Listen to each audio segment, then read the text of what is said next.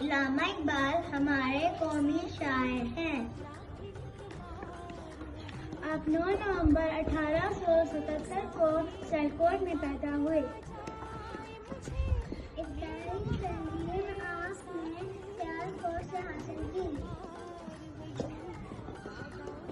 اعلیٰ تعلیم کے لیے انگلستان چلے گئے۔ یونیورسٹی سے قانون کی ڈگری حاصل کی۔ آپ کی مشہور کتابیں بھانگی درا اور بالی جبریل تھی۔ آپ کی شاعری اردو اور فارسی میں تھی۔ اکبر الہ آباد میں الگ وطن کا تصور پیش کیا۔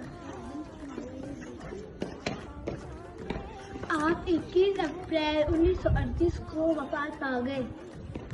آپ کا مزار بادشاہی مسجد لاہور میں ہے۔